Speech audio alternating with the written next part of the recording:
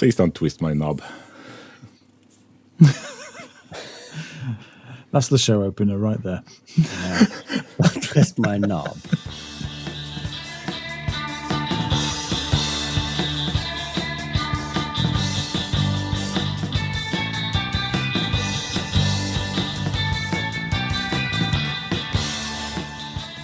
Welcome to the Black Books podcast. Oh, we're back to that again. It's great television. My dream shop. That's I've actually never seen a full episode of that. What? Yeah, I know. I surprised myself. Stop the podcast. Stop recording immediately. You go watch That's right. Yeah. Go and watch all 3 series right now. Well, watch the first 2 series. In my estimation, the 3rd series was one too many. Yeah, but you always have. Yeah. It's rough making series apparently. The difficult 3rd series. Which makes me wonder, where in that arc am I in my YouTube career? Is this? Oh, you're still in season 1. Haven't peaked yet. You're still the cult sleeper hit. I mean, is this Police Academy 1 or Police Academy 7? Now I'm on the back foot because I have seen one of the Police Academy films. Which one it was, I have no idea. I was a big fan when I was a kid, and then my cousin had all the seasons, episodes, she had all the VHSs, and I envied her a lot. And I can still feel that envy, but I think it was in one of the streaming services a few years ago. I'm like, ooh. And I watched the first 10 minutes of one, and no, this did not age well. I remember them being hilarious, and me just laying on the floor, laughing, rolling, whatever the acronym stands for, but no, not anymore. It's like, oh, this was low even by my standards. And that's pretty low. Yeah. I mean, can 0 be the lowest common denominator? No, because you can't divide on 0, can you? But they came damn close. No, but you can always go minus. So how are we, gents?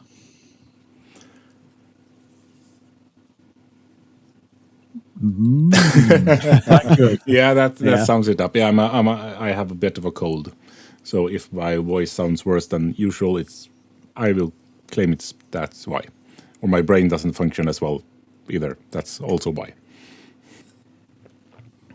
So yeah, the week has been divided. Blank it looked like by your stare. As long as I don't cough, which is more and more seldom, I mean, the pain in my chest gets worse, but the coughs is less frequent. I'm not sure which direction I would prefer to go in, but I think I'm healing. So, yeah. So I've been spending some time in the workshop. I now have a halfway assembled kind of working guillotine. And I had a test run with the blade, and it scared me. And then a bit after, the wife came home, and she came into the workshop because she noticed I was there. The light was on, and then she came in, and I was pointing and showing her, and then I just froze. And you just pointing and showing by putting your finger under the blade here, so you're just one slip away from losing a finger. So yeah, already before it's assembled, I put myself in harm's way. So I'm not sure where this is going to go. So you're going to have to add some sort of safety feature. It should have a safety block that you need to remove just before filming, and then put it back again with an annoying audible alarm. So if you don't put it back, it's going to be like, wah, wah, wah, wah. Yeah, that's and of course my my kids are gonna find it and ooh, what is this? Oh, it's a cool blade, and ooh, you can lift it and then jump. So yeah, I might after filming, I might remove the blade for a 3D printed blunt one with some rubber yeah. padding on. So with the text, imagine a blade here. Yeah. Really sharp, it says on the side. You don't want to be known as, the family Stumpy, do you? No, not any stump. Anywho, I've taken up on your cue cards, Phil. So I went online and I picked up a package today. So I now have a very rubbish felt copy of a French beret and a fake mustache. Nice. I have the striped shirt, so I need to have a side quest this week. I need to buy a lot of onions and then put them on a rope.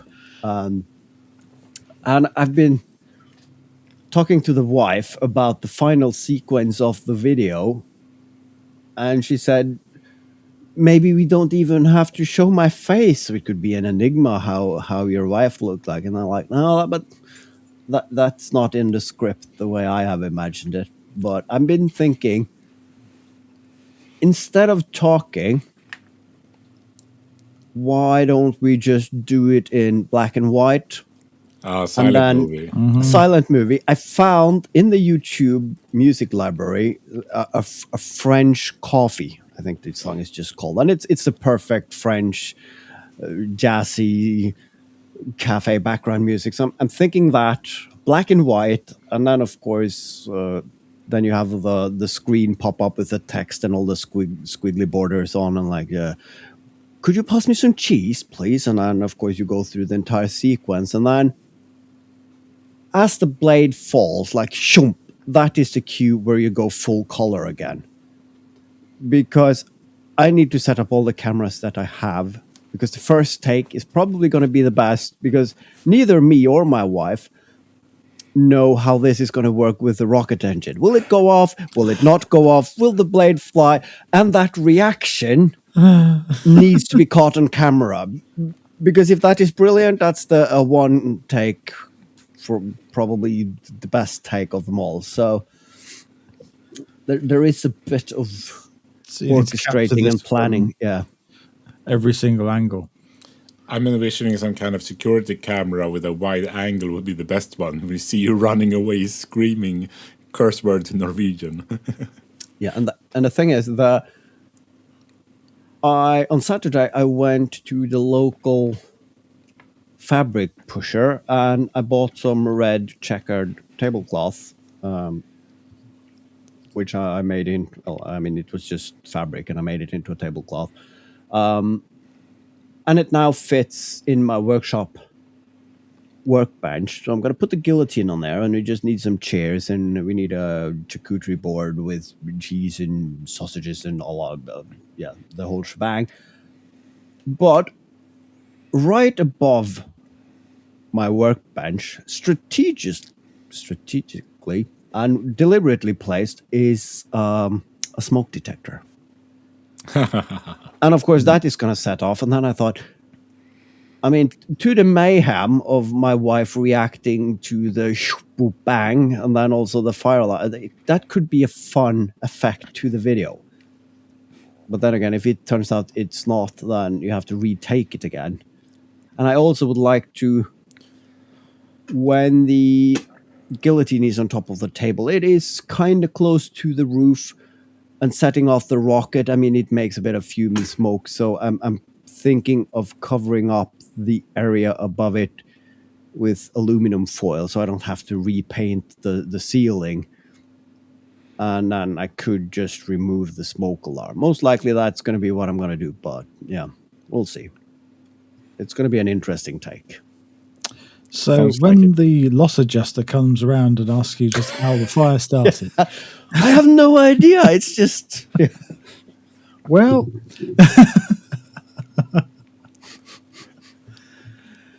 I was filming my rocket-powered guillotine. Sorry, rocket-powered guillotine.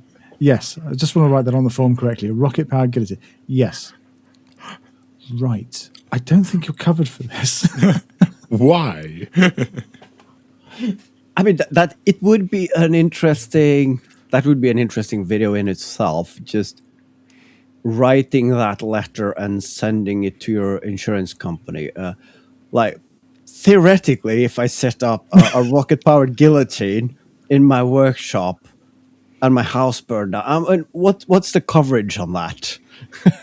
or do you have some single time limited add-ons to that you can pitch me and then just see what they reply to that? Temporary pyrotechnic cover. Yeah. I mean, any letter becomes really fun when you write theoretical or hypothetical a lot of times.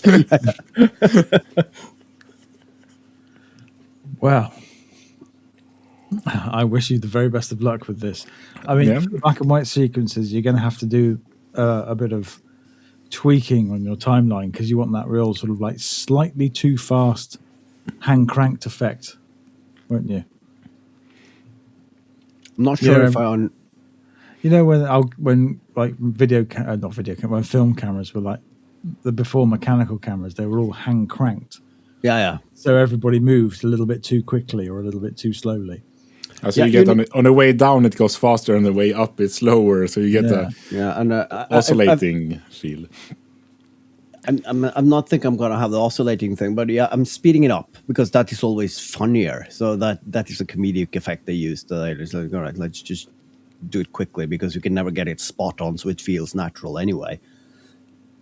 So yeah, black and white, sped up, and then I'm pretty sure somewhere in DaVinci they have the speckled lines and the dust on the film that wanders over, and that it's probably some vintage look filter. Old timey filter. Exactly. And I've done one of these black and white, or I used Sepia, I think, and then I already have all the pictures and the backgrounds and the frames to make that silent movie thing. So yeah, looking forward to it. I think since I did the pre-assembly, and another package I got today was some different stain colors because I'm running low, and I also got darkish brown, so to give it the authentic old-timey tone. So I'm thinking within 2 or 3 days it should be complete. So I mean, it should be able to film all the last sequences on Saturday, Sunday, and then there's going to be some editing or rebuilding the house if it burned down. So we'll see. It might be completed this weekend, or it might be half a year to a year, depending on. Maybe try some gravity shots first before letting off the rocket motors. Or are you just going to go all in? Rocket motors straight off. Here we go. Because, I mean, it's nice to have something to compare it to, and if it breaks apart, you won't have any second shots. Yeah, that's true. Yeah. Well, I got some ideas, but we can't talk all guillotines. So keep watching on Instagram, and yeah, by the time this, you might have read in the local news whether there's been a house fire under mysterious circumstances or not. But so stay tuned. A house fire set to cover up the atrocities caused by a homemade guillotine. Yeah. And the perpetrator filmed himself making the case for the police and insurance company extremely easy with sequenced building up posts on social media weeks in advance of the event. Yep. Makes sense. So how about you there, Phil? How's the time coming along? Or is time coming, or is time going? Is it time, or Don't talk to me about that fucking clock. is time fleeting?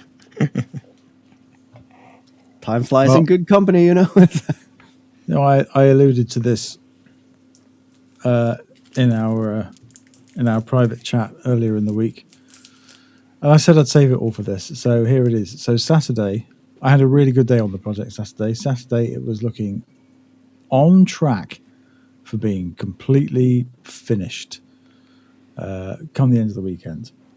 Yeah. I was sanding to 220 and everything was lovely and smooth and everything was going together. All the glue ups went flawlessly. All the finish went on. A coat of sanding sealer shellac went on. Great. Osmo, not the Osmo, the Rubio Monocoat went on, buffed that off. That was looking fantastic. Sunday, assembly day.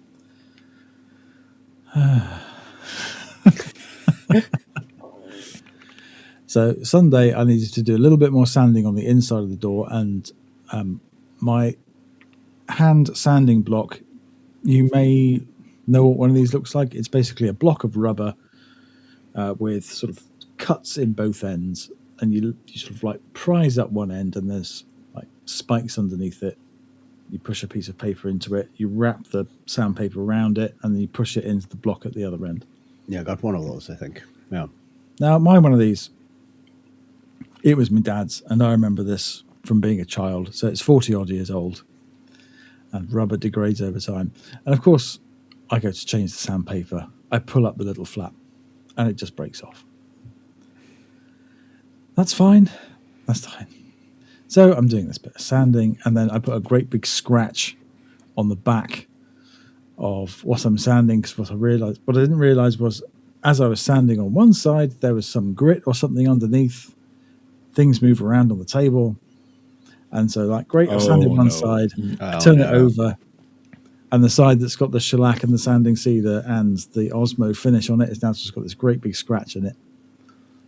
Great. So that's all going to have to be sanded back and done again. And at which point I was starting to get hungry and hangry. So I thought, I just need to step away from this, because otherwise I'm just going to set fire to the damn thing.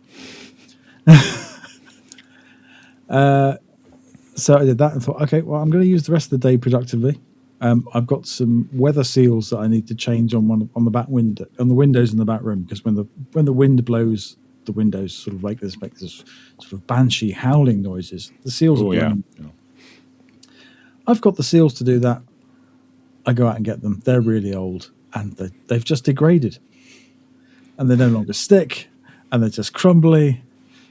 Right, fine, okay. So bin those. What else have I got to do today? There's a lamp with a switch on it, and the switch has been working fine, but recently it's been behaving a little bit strangely.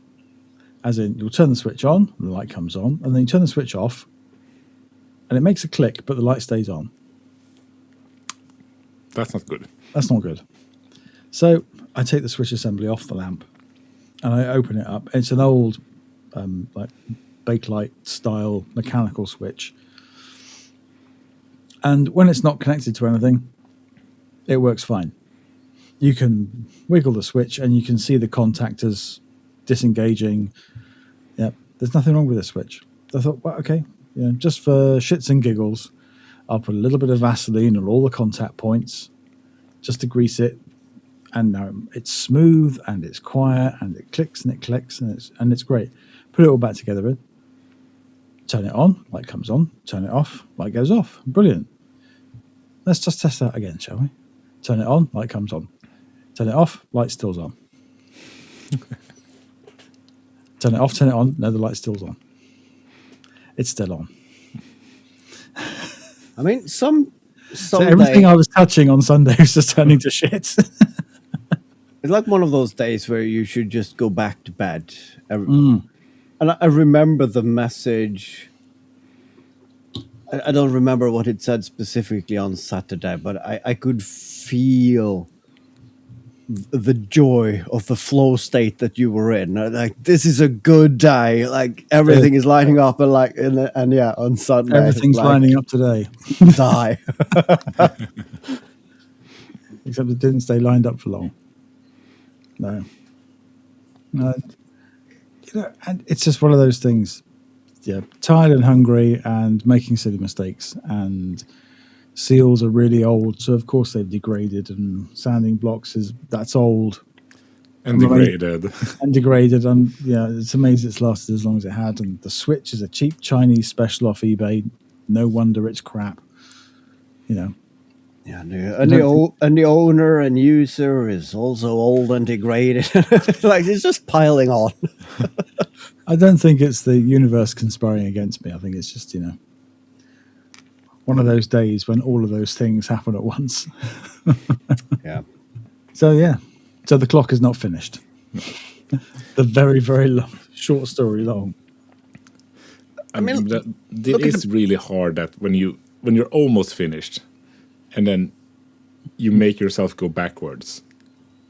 It really takes the steam out of everything. Yeah, I know the project is nearly finished because I'm really sick of looking at it. I'm just bored of looking at the damn thing, and I want it done. And then you start rushing and make silly mistakes. Such is life. Yeah. But that means that the 2/3 of this podcast can still look forward to a video in the future about the timepiece, which is nice. Yes, and as part of Sunday's Fest, I made a rough cut of what I've got, and I'm exceptionally unhappy with all of it. Yeah, colored by the feelings of Sunday. Yeah. Perhaps. Or maybe it'll just be, I don't know. Something will be salvaged from it, I'm sure. Yeah, I'm sure. But you put a video out, KJ, of this just a theme here of like particularly dangerous cutting things. I was thinking of Wolverine meets Humpty Dumpty. That's the Okay, sure. Yeah, finally done with the Make What You Fear, because the deadline for Make What You Fear is at the end, last of March. Yeah, last day of March. And I feel that everyone else is going to do something much nicer than I am. So I want to get ahead of the pack. So everyone can see the bar is really low. So it's really easy to go over it for everyone else. So that's why I felt I need to publish early. And it was, a really silly project. There's some serious building going on in there, with slicing things up with angle grinders and setting them with resin into blocks. Yeah. Chopping and changing and, length altering, board stretching. Yeah, well, a lot of things, but yeah. As I said in the video, I got the ideas sometimes during a recording of this podcast. It's just been living. The idea of it has been living in my mind for like half a year or something like that. Mm-hmm. But you should be able to do this. And then, yeah, it's good to have it done because, yeah, I'm not really sure what I'm going to do with it. Now it's just sitting on my workbench. And I'm really glad I did the leather sheets for it as well, because it was not really nice to handle. Yeah, but apart from that, it's great. Yeah, someone needs to do a cutting board that actually cuts. It's in the name. No. And you did it first. But I haven't seen anyone else do it. Sure, I didn't Google that hard on it. But I did try to look around for something like that. But, sure, it gets drowned in all that other cutting board nonsense, I'm sure. I suppose it's like it's not like a mandolin, is it? It's kind of, but all the kitchen appliances that have something like this are built in a way that they actually function instead of this. They usually have some kind of grid of knives instead with holes going through. So you actually, when you cut something, you can push it through by cutting something else. You don't have to lift it up and try to pull them out and not cut yourself. And yeah, where's the fun in that? Yeah, exactly. Everyone needs exactly 3 centimeter long pieces of things. That's the ideal length of sausage pieces and carrot pieces and sliced cucumber and everything, isn't it? If you're making a salad or a stew, You're making a sausage and carrot casserole, and you want nice, individual fork-sized portions. Yeah, they were very consistent. Then I can see you that. have the perfect tool. And I did in no way need to do some more cutting to them while I used all the things in food. None whatsoever.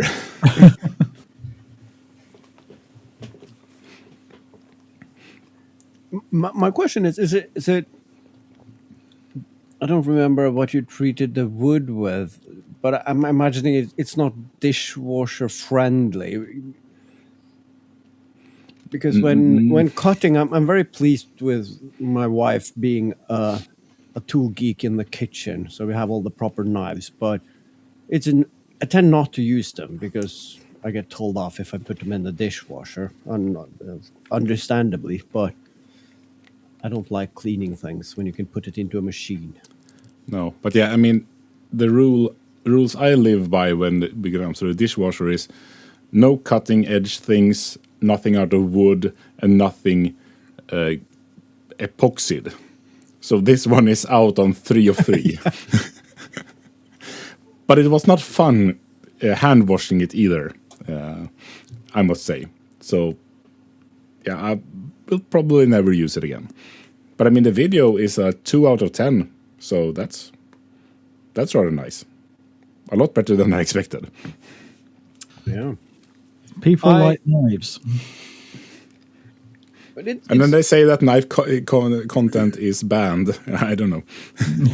Yeah, I've seen a lot of knife makers complaining about that, and here you have 3 knives in one, and yeah. 4 even. Was it 4? Yes. Yeah. Still. Even better or worse, depending on. Yeah, I would more go to worse than better, actually. If I'm going to be honest. But we have a theme here. I mean, at some point I was guessing that the guillotine also got blocked for some, but no. And the last reel I made, which was just a brief snippet for one of the longer videos, it made really good, and I think it's one of the first reels where I had 104, so more than 100% watch time. Ooh. I'm not sure how they calculate that. If people watch it twice in a row from the same IP address, it counts like. Must But be still, something like that. it is fun though. I mean, it's if you have 1,500 views. In theory, that should be between 1,000 and 1,500 people or bots, depending on. But it never amounts to a subscription.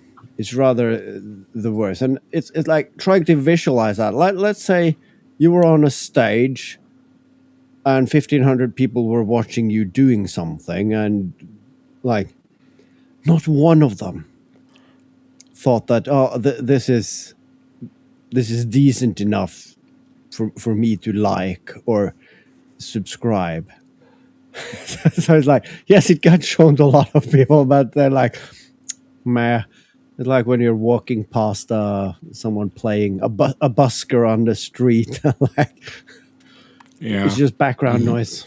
Maybe it's people who just like, they're just too cool for it. You have to remember that a lot of them are doing something else as well, like pooping. So that audience that you envision in front of you, half of them are on the toilet.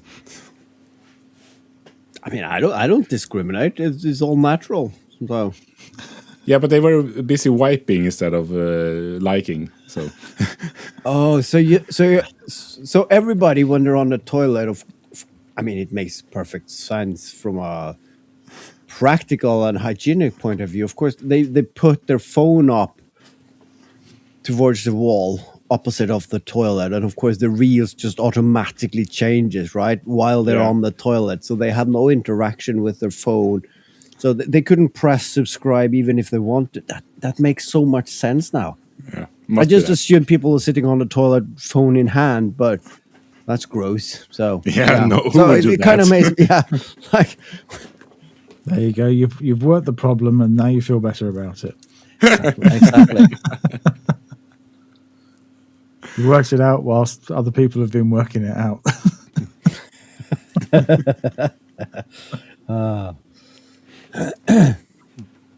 So, and I've started my next project, the Big Bot Bash, Oh yeah. that I'm gonna try to do in hyperspeed because that has to be done before the 27th, video and all. So we'll see how that will go. It's like 10 days. Yes. And I do not work quickly. So I'm gonna try my best to live up to the channel name. That's, Smash it together. Hope it works. yeah, I mean, it's just gonna be a diorama thing. You can just pile on more glue and make it look right from an angle, and then it's finished enough. Good. So yeah, it will be something. Will it be good? Who knows? Probably not. I'm colorblind. I'm gonna mess out the paint job so bad. Yeah. I was at that point the other day on Sunday when my next thought was, do you know what? I'm just going to leave this alone. I'm going to paint some ply for the next thing. And yeah, that was another fail, as I went to the place where the brushes were, and I found no brushes.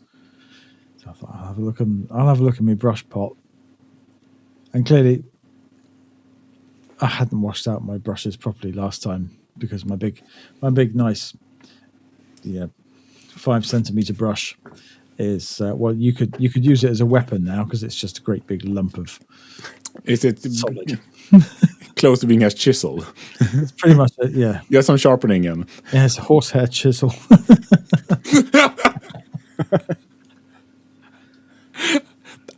this sounds like a reel that needs to be made. What do you use a horsehair chisel for? Some extra special work. Chiseling horses, obviously. No reels for that, no, because in that moment of because of course it is, because of course it is, it just went straight in the bin. Yeah. It's like there's no salvaging this. There's no amount of soaking this in white spirits or meths is going to unstick this mess. So accept the loss, bin it. I feel bad for the environment, because when it comes to brushes, I have some finer brushes for like small, like figurine painting and whatnot, and those I kind of wash out. But the ones with and sometimes I use acrylic paint, which is easy to wash out with water. But if I want to paint something more, call it industrial or a house or siding or whatever, I get the cheapest brushes at the hardware store, because I can't be bothered cleaning them. So Yeah. it just end up like putting them away until they are chisels, and then they go into the garbage. I'm normally really good with them, but obviously at some point I just decided, no, not with this one. That's a blank spot on my map as well. I'm really bad with brushes, so I do the same. But I learned, I think it was Jimmy DiResta who did show that trick, that you can, if you have a half-empty paint can, just stick the brush in it and have it in the paint, in the can. Just get chopped off the handle so it fits in the can, and then if you just have a little on the bottom, and then if you're just going to do some touch-up painting, and then it's there already. And everything that's, I mean, it's tougher than just to rinse it out with water for a minute and it's fine. I'd probably do that. And sure, and next time I open that can, maybe I have a brush that works. Maybe it goes in the scrap. Who knows? But it might work, and then you just paint and put it back, and it's done. I'm gonna do that. But what if somebody? I mean, there is probably a company just makes the metal paint cans, and then of course they go to the stores and then they mix the paint there.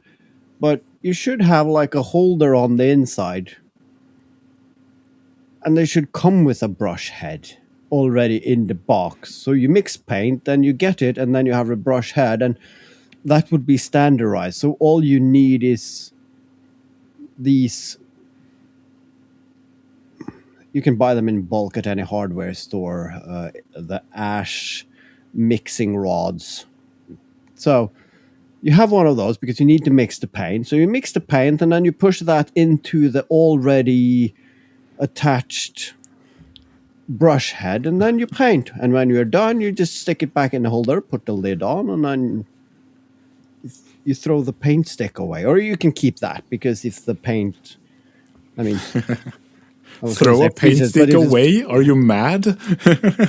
You're thinking far too much like a firm would want to make something which is actually beneficial to the customer. Yeah. Rather than, well, we can sell you the paint and then we can sell you the brushes. Yeah. As well. Man, I mean, when I buy paintbrushes, I usually go for the cheapest of the cheap because I know I won't clean it. But my wife knows better than me when it comes to this. She buys at least decent paintbrushes, and they are so much nicer to use. So yeah, I really should learn from that to actually spend like 10 quid instead of 1. and I do the same thing, and it's probably a thing in the UK as well. But in Norway and Sweden, we have a hardware store called Biltema, and they sell a kit. It's 4 brushes from 20 millimeter to 75. And I always use the smaller ones for project. That means that my drawer is now full of the 75 millimeter ones, because how often do I paint my house? Not very often. But then I remember when I was a kid, you had an ice cream, but with 2 handles. So the thought was that you could break it into 2, and then you have 2 ice creams and you can share it, or you can just eat it as one. And what if they could make a brush with a groove in it, like on pieces of chocolate, that you could use the entire width, but I just need half of it, and then you can break it in 2, and then you have 2. That's also too good. I mean, it's too customer focused. Yeah, I know. I should again. You're working for the customer, not for the shareholder. No, you need to buy the brushes separately. You want a handle with that? That will be extra. Here is the paint. Like milk, it comes in a plastic bag. If you want it in a sturdy aluminum box, you can find those in aisle 5. So yeah, that's the way we need to go. I'm just looking at the all-purpose paintbrush 3-piece set that I bought from Tool Station. On Monday morning, when I realised if you want to paint something, you're going to need a paintbrush. So I've got a 25, a 38, and a 50 mil. I'm pretty sure this was $3.99. That's going to be the highest quality, shittest. Here we go. This is live on-air unboxing. How exciting is this? And I think video unboxings are boring. That is ASMR. Oh, that's so soft. That's some proper bristle action. Yeah. I'm not sure if that's the sound they want listening to a podcast with 3 bearded men. I'm not sure. Or maybe that's what they want. Who knows? So who are we to say what the listener actually wants from this? Yes, exactly. we are here to please and don't judge. Or was it the other? I'm not. Yeah. Anywho. But yeah. Deadline 27. It's nice to see how you work under pressure there, KJ. And then we should the video also be finished, edited within that time frame, or is it just a project? Yes. It's supposed to be published on the 27th. Yes. So, but I mean, no one will die if it's not. But yeah, just what I need now. More pressure. I'm so good at setting deadline for myself and actually caring about them. Yeah. It's going to be interesting to see you unravel at in live speed or whatever they call it. Yeah. Might be. Yeah. You could do some live streaming as well there to the end. That Yeah, Okay, when the pressure builds, and obviously KJ won't know what we're talking about, but when I say Dave's syndrome, you know what I'm talking about. No, not a Black Books fan as much as you'd like to make out. no, because Called out. that needs to be a Black Book reference, but no, who the fuck is Dave? All right, I need to go back and rewatch it. Yeah. All right, we will find a link for the video description, and maybe we'll watch it together as a group watch in the half pint. Yeah, that sounds like a good plan. I might have put a new project on my list with a kind of a reverse deadline. I had this idea for quite a while, and I didn't even put it on the list because it sounds too much everything. But of course, I follow Spagnola, and she has several Guinness World Records to her name, and I'm like, I want that. So I've had an idea for something that I could enter as my contribution. But it's like, no, I need some help maybe because if not, it's going to take too much time. So I'm not going to say what it is yet, but it's the world largest of something, and it has some electronic bits and bobs in it that I need help. So I talked with someone who makes those bits and bobs for a living, and like, if I entered this project into the Guinness Book of World Records or whatever it's pronounced, are you interested? And it took like 2 minutes, and hell yeah. So I've been reading up.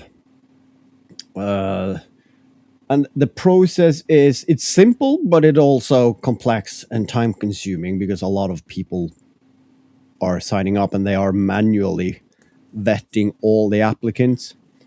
So of course the easiest is if you do something or make something that someone has made before. You've just done it faster, better, bigger, because then it's already a category. So then you can just submit and they will review, and voila, yes, you now have the biggest apple in the world.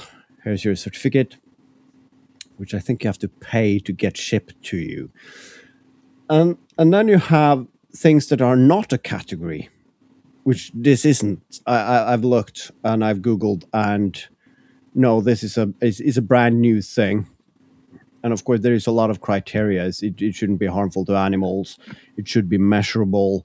It should be objective, not a subjective feeling about something. So it's very easy making the biggest of something because it's easy to measure and someone else can beat you later because there needs to be a competitive element to it.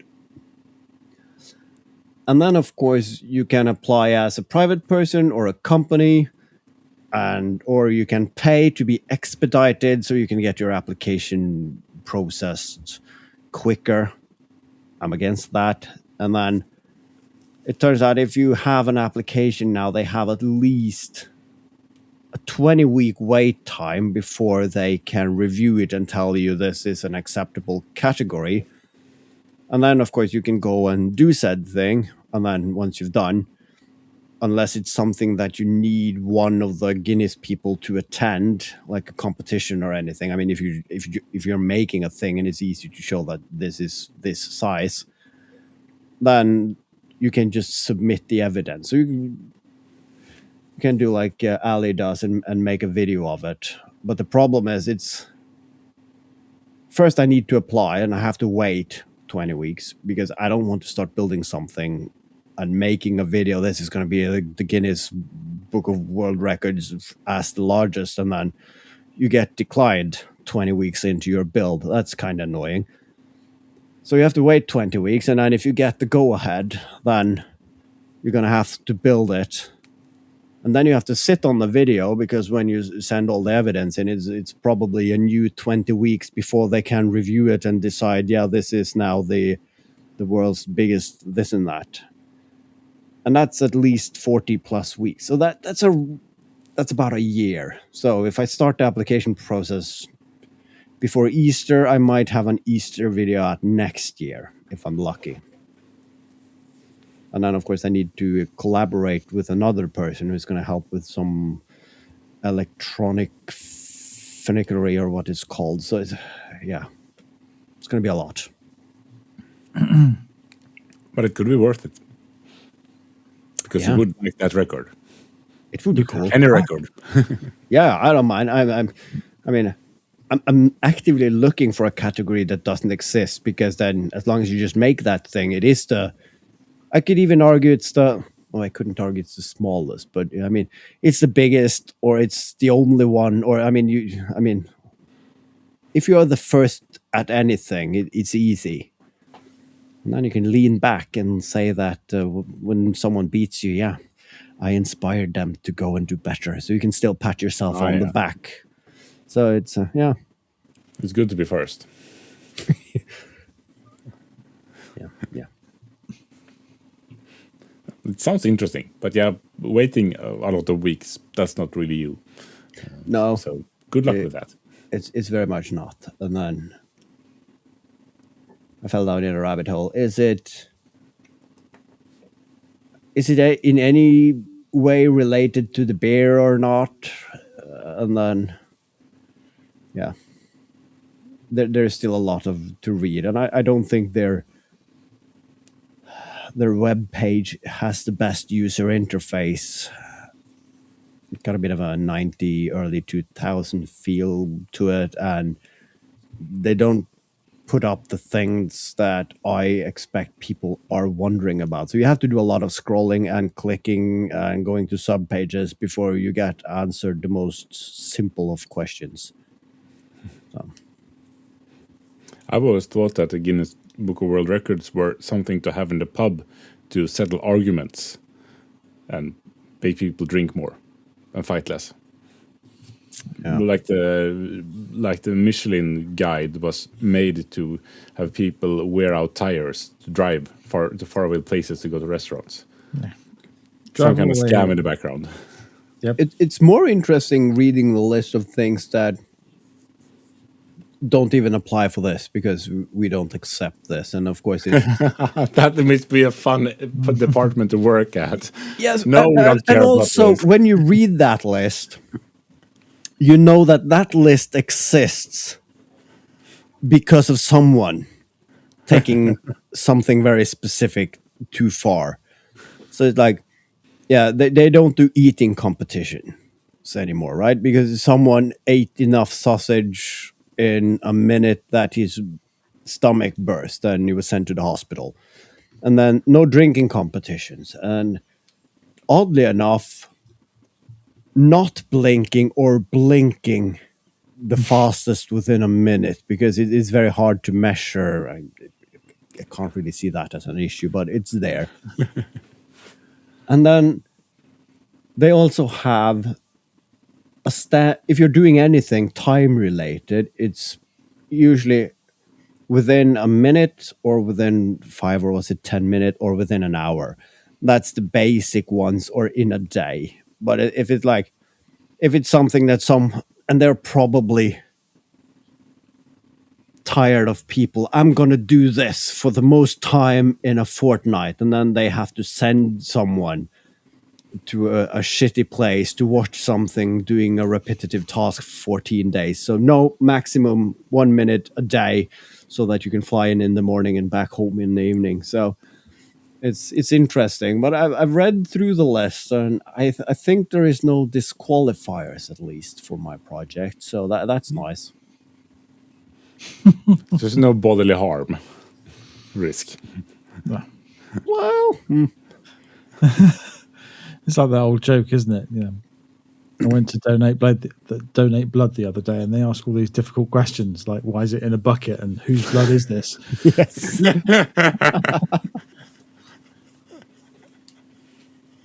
So many questions. They ask a lot of questions for someone who is desperately needing blood. you was kind of thinking that anything goes, but no. They even send you text messages. We are running low of this, and people keep coming into the hospital needing blood. So could you please? And then when you turn up with it, it's like, we can't accept this.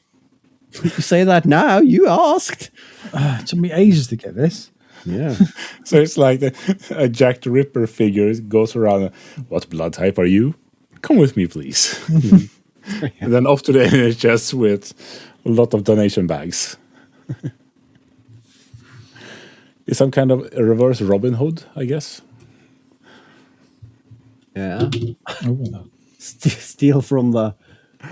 still from the living to give to the dying. But now I'm dying, so okay, you can have it back then. That's an interesting question, though. How many people? I mean, you can stand lose like a half pint of blood and still work. So, how many people can you collectively keep alive? Just moving a set amount of blood between them. Like a daisy chain of some sort. I'm not sure how that They have would work. 15 people, but only blood for 14. Yes. So you want to connect them. All right, number 7 is feeling a bit dizzy. All right, turn that valve, and all right, he's coming to again. All right, now number 19 is feeling a bit. Welcome to a podcast about making, and also Sometimes we have about that snuff function movie plots. science. Well, they can't all be winners.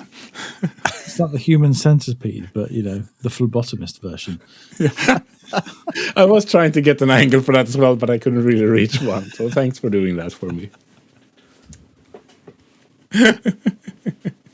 Yeah, that's interesting. Could you? I mean, if you could connect people so they could share blood, then I mean, there is a lot of people on waiting list to get a transplant for a heart. But I mean, all right, we have no hearts now, but we have John over here who has a very capable heart. So are you willing to be surgically Siamese twinned with him until a donor shows up? So because he got the heart for 2, the lovely bloke. We're just going to attach you to John. Do you want the side by side or the back to back version? It's like one is better than the other when you're gonna sleep. The other one is better for toilet related incidents. And if you connect that way, how long would you last if only John was eating and you weren't? How much nutrition could you get via John's blood? I mean, it all goes into the blood at some point. I mean, you get intravenous, that goes into your bloodstream. Yeah. You can last quite a good while on that without solid food. Interesting. So what if you're out driving to the shops and John has a few cans en route because he's not driving? Have you been drinking, sir? No. But John over here. I haven't. My friend here has. What are these rubber hoses connecting you? Nothing, officer, nothing.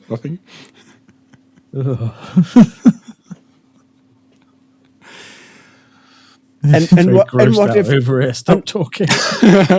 How long could a hose be? Could you be in separate cars?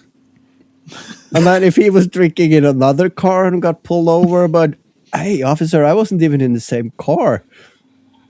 Are we talking heated hoses? Because I don't think it'd be good for you if the blood is cooled down to No, I room think you need. temperature before it enters. I was going to say, I think you need body temperature. If not, Yes. you got issues with coagulations and stroke and blood clot, and you need a heated and maybe an assisted pump of some sort, a transfer pump. Yeah, I'm not sure who we could. I feel we are lacking some expertise in several fields here, but I'm not sure who to ask. And I think that's a good thing. Exactly. I think this is a terrible idea for a Guinness Book of World Records. How many people can you keep alive at once? It was that bodily harm thing that were frowned upon. Yeah, I see where you're going. I just realized the reason that they have a list like that, it's me. It's me, isn't it? God damn it. Could be you, yes. They have these rules because someone has decided that. Could I? No. But what if I? No. It's in the frequently asked question section of the first one. What if? No. But also no. If you're even thinking about anything in this vague general area, the answer is no. It will always be no. There are absolutely no exceptions. So on that note, thank you for listening to another great episode of the Make Crude Mistakes podcast with Phil from Phil Makes Things and KJ from Crudely But Efficiently Interrupting, and then myself, Haavard, from Behind the Mistakes. It's been a joy. Now go see us in a half pint for more whatever. Bloodletting. Now let's go a step further. Let's talk about death. I'm so glad you said that because it's on my list. And it's Death. death. Yes. It's on everybody's list, pal. Yeah. At some point, it's concern you as well. So No escaping it. yes. See you in a half pint. Good evening. Ta-ta.